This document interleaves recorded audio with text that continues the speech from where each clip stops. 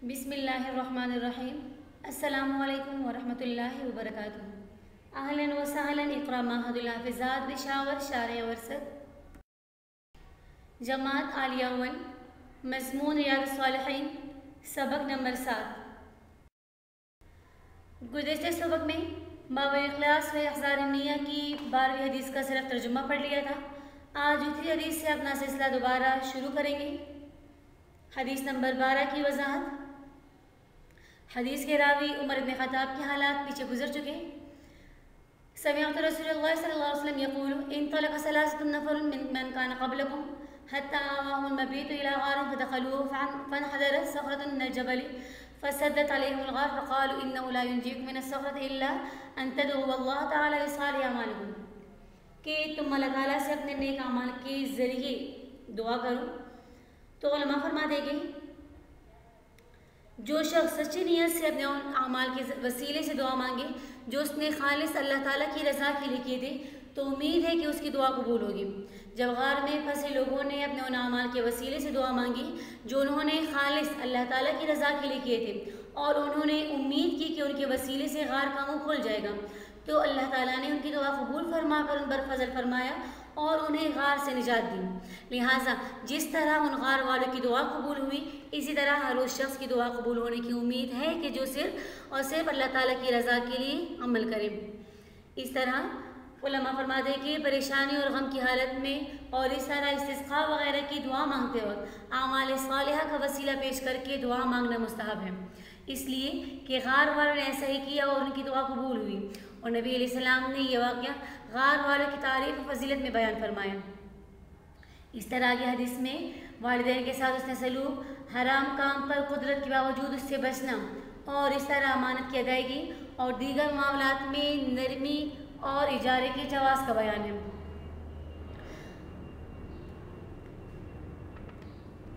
अंतज़िरु इस्तिग़ाज़हुमा हत्ता बरक़ल फ़ज्र, के मैं उनके जागने का इंतज़ार करता रहा यहाँ तक कि सुबह हो गई। तो उलमा फरमाते कि वालिदैन को यहाँ पर उन्होंने उस मुसाफिर ने औलाद पर तरजीह दी। उनके आराम की खातिर सारी रात वो खड़े खड़े उन्होंने गुजार दी, खुद भी भूखे रहे और घर वालों को भी वालिदैन से पहले दूध ना दिया। उनका यह अमल अल्लाह की बारगाह में ऐसा मकबूल हुआ कि एक बड़ी मुसीबत टलने का सबब बना।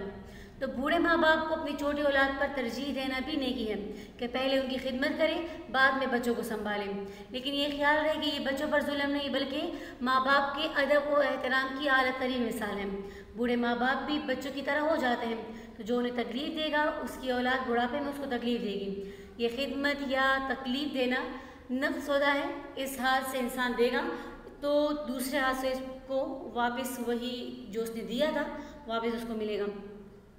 और इससे ये भी मालूम होता है कि कोई काबिल एहतराम और ताज़ीम शख्स हो तो उसको नींद से उठाना मकरूह होगा, मगर ये कि कोई अम्र शरई पेश हो, मसलन फ़र्ज़ नमाज क़ज़ा हो रही हो, तो फिर उस फ़र्ज़ नमाज के लिए उसको जगाना ज़रूरी होगा। इस तरह ये भी मालूम हुआ कि नींद की लज्जत खाने पीने की लज्जत से बढ़कर है। तो वालिदैन के साथ उसके सलूक का हुक्म अल्लाह ताला ने कुरान में भी इरशाद फरमाया कि वक़ज़ा रब्बुका अल्ला ताअबुदू इल्ला इय्याहु व बिल वालिदैनि इहसाना इम्मा यब्लुगन्ना इंदकल किबरा अहदुहुमा औ किलाहुमा फला तक़ुल लहुमा उफ़्फ़िन, कि माँ बाप के साथ अच्छा सलूक करो, अगर तुम्हारे सामने उनमें से एक या दोनों बुढ़ापे को पहुँच जाए तो उनसे तुम उफ़ तक ना कहो, ना उनको तुम झड़कना। तो इस मज़कूरा आयत के ज़िमन में उलमा फरमाते कि जब वालिदैन पर कमज़ोरी का गलबा हुआ, अग़ज़ा में क़ुव्वत ना रहे और जैसा तुम बचपन में उनके पास बेताकत था, ऐसे ही वो आखिरी उम्र में तुम्हारे पास नातवा हो जाएंगे, बेताकत हो जाएंगे, तो तुम कोई ऐसी बात ज़ुबान से ना निकालना जिससे ये समझा जाए कि उनकी तरफ से तबीयत पर कुछ गिरानी है। ना उन्हें झड़कना, ना तेज़ आवाज़ से बात करना, बल्कि कमाल हुस्न अदब के साथ माँ बाप से इस तरह कलाम करना जिस तरह ग़ुलाम खादिम यानी ग़ुलाम और खादिम आका से करता है।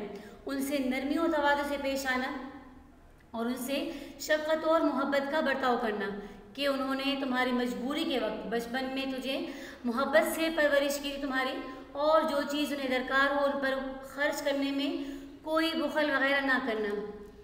इस तरह उलमा फरमा दे कि वालिदैन के साथ एहसान के जो तरीके मरवी हैं उनमें से एक ये कि दिल से उनके साथ मोहब्बत रखें। नंबर 2, उठने बैठने में अदब लाजिम है, यानी अदब को लाजिम जानें। तीसरा ये कि उनकी शान में ताज़ीम के लफ्ज़ कहें। नंबर 4, उनको राज़ी करने की कोशिश करता रहें। नंबर 5, अपने नफीस माल को उनसे ना बचाएं। नंबर 6, उनके मरने के बाद उनकी वसीयतें जारी रखें। नंबर 7, उनके लिए फातिहा, सदक़ात, तिलावत कुरान से इसाले सवाब करता रहें। नंबर 8, अल्लाह ताला से उनकी मग़फ़िरत की दुआ करें। नंबर 9, हर हफ्ते उनकी कब्र की ज़ियारत करें। नंबर 10, वालिदैन के साथ भलाई करने में ये भी दाखिल है कि अगर वो गुनाहों के आदी हो या किसी बदमज़हबी में गिरफ़्तार हो तो उनको बड़ी नरमी के साथ इस्लाह व तक़वा और सही अक़ीदे की तरफ लाने की कोशिश करें, लेकिन इसमें भी अदब का पहलू मद्देनज़र ही रखें।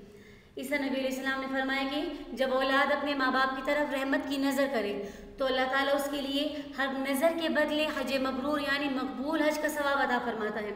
सहाबा कराम ने फरमाया कि अगरचे वो दिन में 100 मरतबा भी अपने माँ बाप की तरफ इस तरह नज़र से देखें, रहमत की नज़र से देखें, तो नबी अलैहिस्सलाम ने फरमाया कि जी हाँ, अल्लाह ताला बहुत बड़ा है और अल्लाह ताला सबसे ज़्यादा पाक है कि वो उनको इसका अजर 100 मरतबा भी अता करें। फिर आगे हदीस के में जो दूसरे मुसाफिर का जिक्र है तो उससे मालूम होता है कि जो अपने आप को पाकदामन रखते हुए अपनी नज़र और फ़िक्र और किरदार की हिफाजत करें तो अल्लाह ताला की बारगाह में उनका मर्तबा व मकाम बहुत आला है। अल्लाह ताला पाकदामन लोगों की दुआएं बहुत जल्द कबूल कर लेता है, जिस तरह की मज़कूरा हदीस से मालूम हुआ कि मुसीबत में फंसे मुसाफिरों में से एक शख्स इस वक्त गुनाह से बचा था जब कोई रुकावट ना थी, लेकिन जब खौफ खुदा रखने वाली मजबूर लड़की ने उसे अल्लाह का खौफ दिलाया तो वो अल्लाह ताला के खौफ के बायस अपनी और उसकी इज़्ज़त की हिफाजत करते हुए गुनाह से बाज रहा। तो अल्लाह ताला को उसका यह अमल इतना पसंद आया कि एक बड़ी मुसीबत से निजात का बायस बना। हदीस में देख लें, हत्ता इदा क़दर तो अलैहा व फ़ी रिवायतिन फलम्मा क़अदू बैन रिजलैहा इला आखिरी, तो उन्होंने यानी उस आदमी ने बावजूद कुदरत के उस गुनाह को अल्लाह ताला के खौफ की वजह से छोड़ दिया था। तो गुनाह ना करना भी कमाल है, लेकिन नाजुक हालात में गुनाह से बाज रहना बहुत ही कमाल की बात है। अल्लाह ताला ने कुरान में भी अपने उन मोमिन बंदों की तारीफ बयान फरमाई जो अपनी पारसाई की हिफाजत करने वाले हैं। कुरान में है कि वल्लज़ीना हुम लिफ़ुरूजिहिम हाफ़िज़ून, और वो लोग जो अपने शर्मगाहों की हिफाजत करते हैं। इस तरह जो अल्लाह ताला के खौफ से गुनाह छोड़ देते उनके लिए कुरान में खुशखबरी है, वलिमन ख़ाफ़ मक़ाम रब्बिही जन्नतान, जो अल्लाह ताला के सामने खड़े होने से डर गया यानी खड़े होने के खौफ की वजह से उसने गुनाह छोड़ दिया तो अल्लाह ताला के पास उसके लिए 2 जन्नतें हैं। इस तरह एक और जगह में है कुरान में, वअम्मा मन ख़ाफ़ मक़ाम रब्बिही व नहा नफ्स अनिल हवा फ़इन्नल जन्नत हियल मअवा, कि जो अल्लाह ताला के सामने खड़े होने से डरा और नफ्स को ख्वाहिशात से रोका तो बेशक जन्नत ही उसका ठिकाना है। तो हर मुसलमान पर अपनी इज़्ज़त और इफ़्फ़त की हिफाजत लाजिम है। अल्लाह ताला ने मुसलमानों को अपनी नज़रों और शर्मगाहों की हिफाजत का हुक्म देते हुए फरमाया कि कुल लिल मुमिनीना यग़ुज़्ज़ू मिन अब्सारिहिम व यहफ़ज़ू फ़ुरूजहुम ज़ालिका अज़्का लहुम इला आखिरी। तो इस आयत में सबसे पहले नज़रों की हिफाजत का हुक्म दिया गया, क्योंकि पहले नज़र बहकती है फिर बाकी आज़ा गुनाह की तरफ माइल होते हैं। तो यहाँ पहले ही सबब से रोक दिया गया ताकि गुनाहों का सिलसिला आगे बढ़ ना सके। अहादीस में भी नज़रों की हिफाजत की ख़ास ताकीद की गई है। नबी अलैहिस्सलाम ने फरमाया, बदनिगाही शैतान के तीरों में से जहर में भुजा हुआ एक तीर है, जो बदनिगाही को मेरे खौफ से छोड़ देगा मैं उससे ऐसा ईमान अता फरमाऊँगा जिसकी मिठास वो अपने दिल में महसूस करेगा। और वाकई बदनिगाही शैतान का ऐसा कामयाब और जहरीला तीर है कि बहुत से आबिद व ज़ाहिद उससे ज़ख्मी होकर जहन्नम में चले गए। इस तरह जहाँ पर बदनिगाही के बारे में वग़ीद है तो बदनिगाही से बचने की फजीलत भी वारिद हुई है कि नबी इस्लाम ने फरमाया 3 आंखें जहन्नम ना देखेगी। एक वो आँख जिसने अल्लाह ताला की राह में पहरा दिया, दूसरी वो आँख जो अल्लाह ताला के खौफ से रोए, और तीसरी वो आँख जो अल्लाह ताला की हराम करदा चीज़ों की तरफ उठने से रुक जाए। इस तरह हदीस में जो तीसरे मुसाफिर का जिक्र है, फ़थम्मरत अजरहु हत्ता कथरत मिनहुल अम्वाल, कि मैंने उसकी मजदूरी का रकम यानी उसकी मजदूरी की रकम को मैंने कारोबार में लगा दिया, यहाँ तक कि उससे बहुत सारा माल बन गया। तो मालूम होता है कि इससे कि वो माल जो दूसरे का हो उसकी इजाज़त के बगैर उसमें तसर्रुफ़ करना जायज़ है, बशर्त ये कि बाद में उसकी इजाज़त ले ली जाए। यही मज़हब इमाम हनीफा रहमहुल्लाह का है कि ऐसे माल में तसर्रुफ़ मालिक की इजाज़त पर मौक़ूफ़ होती है। अगर मालिक इजाज़त दे दे तो तसर्रुफ़ नाफिज़ुल अमल होगा, वरना वो तसर्रुफ़ फिर ख़त्म हो जाएगा।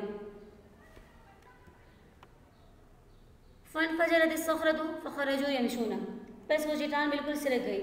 तो मालूम हुआ इस जुमले से कि अल्लाह ताला अपने नेक बंदों की खर्क आदत के तौर पर मदद फरमाते हैं और इसको करामत कहा जाता है। जिस तरह के अंबिया अलैहिस्सलातु वस्सलाम की मदद अल्लाह ताला मौजिज़ात के ज़रिए फरमाया करते थे, तो मौजिज़ा और करामत दोनों हक़ है और यही मसलक अहले सुन्नत वल जमात का भी है।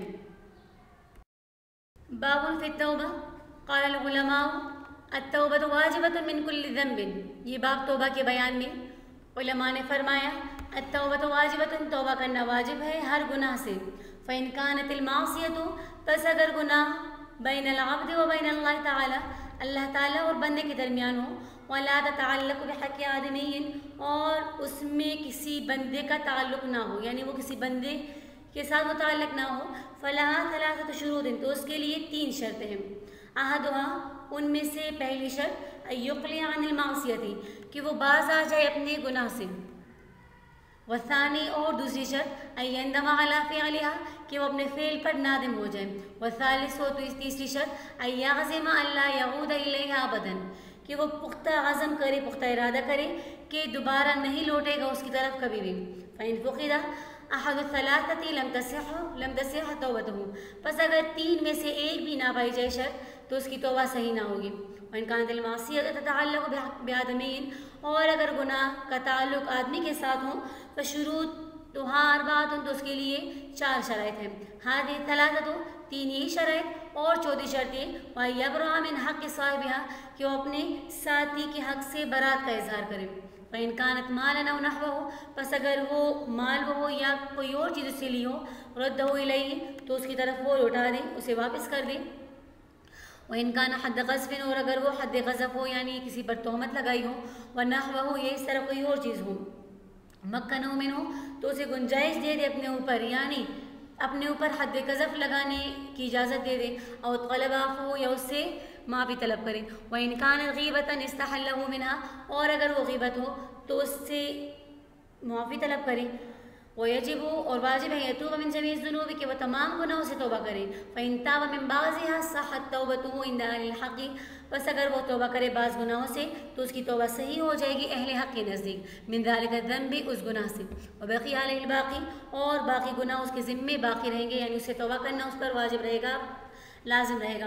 वक़द तज़ाहरत दलाइल किताब, होते हैं कि शहादत दे रही, गवाही दे रही है किताबुल्लाह के दलाइल, सुन्नत यानी हदीस से जो दलाइल मालूम हुए, व इजमाउल उम्मत, और इजमाए उम्मत से, अला वुजूब तौबती, तौबा के वाजिब होने पर, यानी ये तमाम दलाइल तौबा के वाजिब होने पर गवाही दे रही है।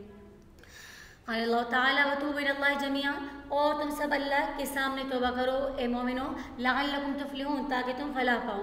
क़ाल ताला इस्तग़फ़िरू रब्बकुम, तुम अपने रब से बख्शिश मांगो, सुम्मा तूबू इलैहि, फिर उसकी तरफ रुजू करो। वक़ाल ताला या अय्युहल्लज़ीना आमनू तूबू इलल्लाहि तौबतन नसूहा, ए ईमान वालो अल्लाह के आगे तौबा करो तौबतन नसूहा, साफ दिल से। अत-तौबतु वाजिबतुन मिन कुल्लि ज़ंबिन, तौबा करना वाजिब है हर गुनाह से। तो तौबा का लुग़वी माना है लौटना। इसको तौबा इसलिए कहते हैं कि इंसान को चाहिए कि नाफरमानी होने के बाद वो फरमाबरदारी की तरफ लौट जाए। इसीलिए तौबा की बुनियादी शर्त ये कि जिस गुनाह में वो लगा हुआ है उसको फ़ौरन छोड़ दें और दोबारा ना करने का पुख्ता अज़म करे, इरादा करे। अगर ऐसा नहीं करता तो अल्लाह ताला की इताअत की तरफ नहीं लौटता, इसलिए इसकी तौबा शुमार नहीं होगी। इस आयत में जो इस्तग़फ़िरू रब्बकुम सुम्मा तूबू इलैहि, 2 मरतबा, एक मतलब एक इस्तिग़फ़ार का जिक्र और दूसरे में तौबा, यानी 2 अल्फाज इस्तेमाल हुए। तो उलमा फरमाते हैं कि इस्तिग़फ़ार का ताल्लुक़ पिछले गुनाहों से होता है, वो कि अपने पिछले गुनाहों पर अल्लाह से माफ़ी मांगे, और तौबा का ताल्लुक़ आइंदा गुनाह ना करने का आज़म करने से है, और इसी को तौबा कहा जाता है कि पिछले गुनाहों पर निदामत और आइंदा ना करने के लिए पुख्ता आज़म और इरादा हो। हदीस नंबर 13, वअन अबी हुरैरह रज़ियल्लाहु अन्हु क़ाल समिअतु रसूलल्लाह सल्लल्लाहु अलैहि वसल्लम यक़ूल वल्लाहि इन्नी ला अस्तग़फ़िरुल्लाह व अतूबु इलैहि फ़िल यौमि अक्सर मिन 70 मर्रतन, रवाहुल बुख़ारी। और अबू हुरैरह रज़ियल्लाहु अन्हु से रवायत फरमाते हैं कि मैंने सुना नबी अलैहिस्सलाम को फरमाते हुए, वल्लाहि इन्नी ला अस्तगफिरुल्लाह, अल्लाह की कसम मैं अल्लाह से बख्शिश तलब करता हूँ, वातूबु इलैहि, और इससे तौबा करता हूँ, फिल यौम, दिन में, अक्सर मिन 70 मरतन, 70 मरतबा से भी ज़ायद। हदीस नंबर 14, वअनिल अगर इब्न यसार अल-मुज़नी रज़ियल्लाहु अन्हु क़ाल क़ाल रसूलुल्लाह सल्लल्लाहु अलैहि वसल्लम या अय्युहन्नास तूबू इलल्लाह वस्तगफिरूहु फ़इन्नी अतूबु फिल यौम 100 मर्रा। अगर इब्न यसार मुज़नी रज़ियल्लाहु अन्हु से रवायत फरमा देगी, नबी अलैहिस्सलाम ने फरमाया, ए लोगों, अल्लाह की तरफ तौबा करो, वस्तगफिरूहु, और इससे बख्शिश तलब करो, फ़इन्नी अतूबु फिल यौम, बस बेशक मैं दिन में तौबा करता हूँ 100 मर्रतिन, 100 मरतबा। हदीस की तशरीह, तौबा किसे कहते हैं तो इसके मुतालिक उलमा कराम के मुख्तलिफ अक़वाल हैं। पहला कौल, बाज़ मशाइख़ कराम के नज़दीक तौबा निदामत का नाम है। दूसरा कौल, बाज़ के नज़दीक गुनाहों की तरफ ना लौटने का अज़म, पुख्ता इरादा करना, पक्का इरादा करना, इसे तौबा कहा जाता है। तीसरा कौल, गुनाहों से बाज रहने का नाम तौबा है। नंबर 4, मज़कूरा तीनों बातों के मजमूए का नाम तौबा है और यही सच्ची तौबा कहलाती है। जबकि 5वां कौल यह है कि गुनाहों से रुजू करने का नाम तौबा है। हज़रत अब्दुल्लाह इब्न मुबारक रहमहुल्लाह ने फरमाया कि सच्ची तौबा की 6 अलामत हैं। नंबर 1, गुज़िश्ता गुनाहों पर नादिम होना। नंबर 2, गुनाहों की तरफ ना लौटने का आज़म करना। नंबर 3, जिन फ़राइज़ में कोताही की है उनकी अदायगी करना। नंबर 4, जिनका हक़ ज़ाया किया है उन्हें उनका हक़ अदा करना। नंबर 5, नाजायज़ और हराम माल से बदन पर जो चर्बी चढ़ गई हो तो उसे गम के ज़रिए पिघलाना, यहाँ तक कि खाल हड्डी से चिमट जाए, और फिर अगर उस पर गोश्त भी आए तो ऐसा गोश्त आए जो हलाल माल से बना हो। और छठी अलामत ये कि जिस तरह बदन को नफ्सानी ख्वाहिशात की लज़्ज़त पहुँचाइए उसी तरह उसे अतात का मज़ा चखाना। तो तौबा इस्तिग़फ़ार की हकीकत भी पीछे गुजर चुकी कि इस्तिग़फ़ार का माना है गुज़िश्ता गुनाहों की माफ़ी मांगना, और तौबा की हकीकत ये कि आइंदा गुनाह ना करने का अहद करना या ज़ुबान से गुनाह ना करने का वादा करना। इस्तिग़फ़ार और दिल, यानी इस्तिग़फ़ार दिल से और अहद, इस्तिग़फ़ार और दिल से अहद, ये तौबा कहलाता है। तो इस्तिग़फ़ार ये गफ़रा से बना है, मतलब ये कि छुपाना, चूँकि इस्तिग़फ़ार की बरकत से भी गुनाह छुप जाते हैं इसलिए इसे इस्तिग़फ़ार कहते हैं। और तौबा के माना है रुजू करना।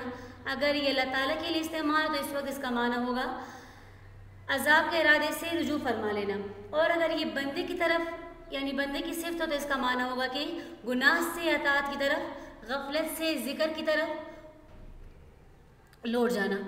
तो बस सही यानी यही है कि बंदा गुज़िश्ता गुनाहों पर नादिम हो, आइंदा ना करने का अहद करे, और जिस तरह मुमकिन हो सके, जिस कदर हो सके, गुज़िश्ता गुनाहों का एवज़ और बदला अदा करें। अगर उसके ज़िम्मे नमाज़ें हो तो उनकी अदायगी करें, अगर किसी का कर्ज़ रह गया हो तो वो अदा करें। हज़रत जुनैद बगदादी रहमहुल्लाह फरमाते कि तौबा का कमाल दर्जा ये है कि दिल लज़्ज़त गुनाह बल्कि गुनाह को ही भूल जाए।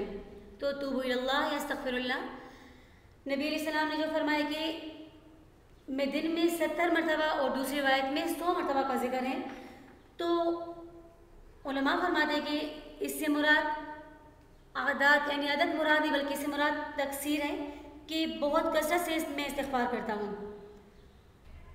तो अब यहाँ पर सवाल पैदा होता है कि नबी अलैहिस्सलाम तो मासूम मुज़्ज़म थे, फिर नबी अलैहिस्सलाम की इस्तिग़फ़ार क्या करते थे? उलमा ने इसके मुख्तलिफ जवाब दिए हैं। पहला जवाब ये कि ज़रूरी नहीं कि गुनाह के बाद ही इस्तिग़फ़ार हो, ताअत के बाद भी इस्तिग़फ़ार करना मुस्तहसन है। क्या ताअत खुदाबंदी बिल्कुल सही तौर पर कौन अदा कर सकता है? इसमें जो खामियाँ और कमज़ोरियाँ हो तो उसको इस्तिग़फ़ार से दूर किया जा सकता है। दूसरा जवाब ये कि उम्मत की तालीम के लिए ताकि मैं मासूम होने के बावजूद इस्तिग़फ़ार करता हूँ और तुमसे तो सगीर और कबीरा गुनाह सरज़द हो भी जाए तब भी तुम्हें तो यानी सगीरा और कबीरा गुनाह सरज़द होने के बावजूद भी तुम उसे बिल्कुल मामूली ही समझते हो, इसीलिए तुम्हें बतरीक़े औला ही इस्तिग़फ़ार करना चाहिए। और तीसरा जवाब ये दे दे कि नबी अलैहिस्सलाम इस बात को पसंद फरमा देते कि नबी अलैहिस्सलाम का दिल हर वक्त अल्लाह ताला के साथ मशगूल रहे। कभी कभार नबी अलैहिस्सलाम अपने अज़वाज मुतहरात के साथ होते तो इस वक्त को एक किस्म का गुनाह समझकर बेचैन हो जाते और फिर उस पर इस्तिग़फ़ार फरमाते थे। जबकि चौथा जवाब ये दिया जाता है कि यह हदीस भी कुरान की बाज़ आयात की तरह मुतशाबिहात में से कि इसका माना अल्लाह और उसके रसूल ही खूब जानते हैं। तो हदीस से मालूम होता है कि जो जितना अल्लाह से डरता है उतना ही उसको एहसास होता रहता है कि मैं कसूरवार हूँ। जिस तरह की एक रिवायत में आता है कि मोमिन अपने गुनाहों के बारे में ये ख्याल करते हैं कि कोई उस पर पहाड़ गिर रहा है, और फासिक और फाजिर ये समझता है कि कोई मक्खी नाक पर बैठी थी और उसने हाथ से उड़ा दी। इस तरह इस रिवायत से मालूम होता है कि आदमी कसरत से इस्तिग़फ़ार का एहतमाम करे, क्योंकि बहुत से गुनाह ऐसे भी हो जाते जिसका उसको शऊर नहीं होता, तो वो भी उसके इस्तिग़फ़ार करने से माफ़ हो जाएंगे। तौबा की बड़ी फजीलत है कि ख़ुद नबी अलैहिस्सलाम दिन में कई मरतबा इस्तिग़फ़ार फरमाया करते थे, यानी एक हदीस में 70 मरतबा और दूसरे में 100 का जिक्र है। तो हमें भी रोज़ाना कम से कम 70-100 मरतबा का इस्तिग़फ़ार अपने ऊपर लाजिम कर देनी चाहिए। इस्तिग़फ़ार से गुनाह भी माफ़ होते हैं, अल्लाह ताला भी खुश होते हैं और नबी अलैहिस्सलाम की सुन्नत भी है। और तौबा का मौका मिलना ये भी बहुत बड़ी सादत की बात है कि बहुत से लोगों को तौबा का मौका नहीं मिलता और वो बग़ैर तौबा के इस दुनिया से चले जाते हैं। इसलिए मौत का कोई भरोसा नहीं, हर हालत में अल्लाह ताला से तौबा करते रहना चाहिए। अल्हम्दुलिल्लाहि रब्बिल आलमीन। अस्सलामु अलैकुम व रहमतुल्लाहि व बरकातुहू।